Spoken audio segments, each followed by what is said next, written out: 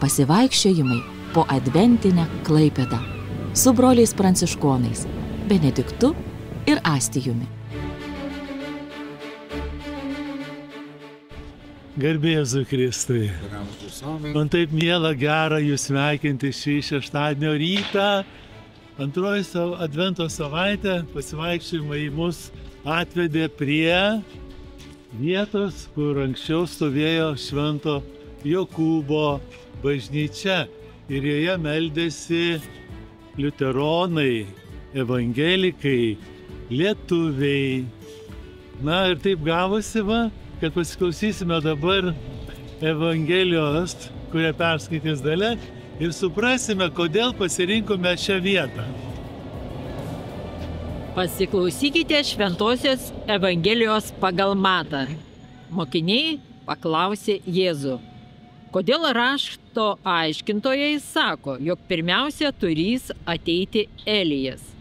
Jis atsakė, tiesa, Elijas turi ateiti ir viską atstatyti. Bet aš jums sakau, kad Elijas jau buvo atėjęs. Ir jie jo nepažino, bet padarė su juo, ką norėjo. Taip nuo jų turės kentėti ir žmogaus sūnus. Tuomet mokiniai suprato.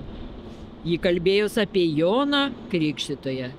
Girdėjote viešpaties žodį. Šlovė tau, Kristau. Taigi nesuprato, toks žodis nesuprato.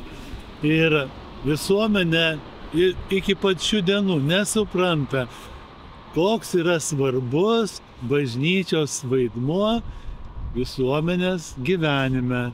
Nesuprato, todėl čia buvusią Švento Jokūbo bažnyčią susprogdino rusų kareiviai atėję, užėmė, okupavę Mėmelį Klaipėdą. Ir kitoj pusėj gatvės taip pat buvo bažnyčia, net ir pastatytas varpas yra tam dalykui atminti. Taigi mes matome, kiek Klaipėdoje buvo tikėjimo, kultūros, iš tikrųjų tos vidinio pasaulio taškų. Ir žmonės, kaip Benediktas minėjo, tas žodis yra jo nepažino. Elijo nepažino, Kristaus nepažino. Ir tai ką reikia daryti, kad žmogus atpažintų gyvenimą, atpažintų tą, kuris tau duoda tam tikrą orientyrą.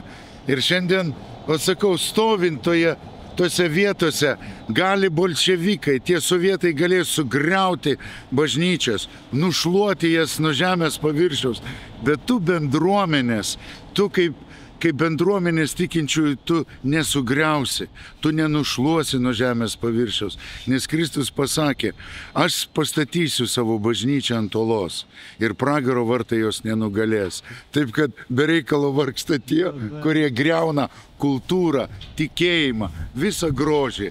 Jūs jau pralaimėjot, todėl junkitės į tą bendruomenę, kuris skelbia viltį, gyvenimą, ir patirsite adventinį Kristaus atėjimo džiaugsmą. Mes vėl pradėjome platinti plytas skirtas Švento Jono katedros atstatymui Klaipėdoje.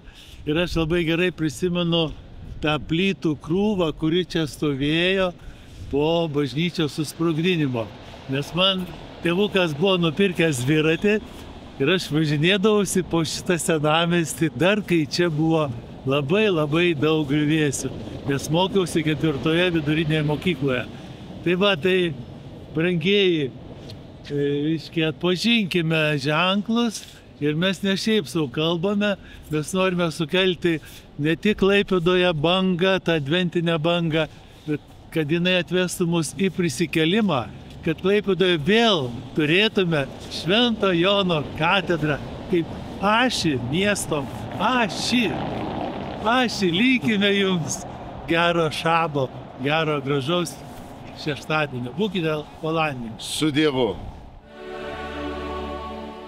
Pasivaikščiojimai po adventinę Klaipėdą su broliais pranciškonais Benediktu ir Astijumi.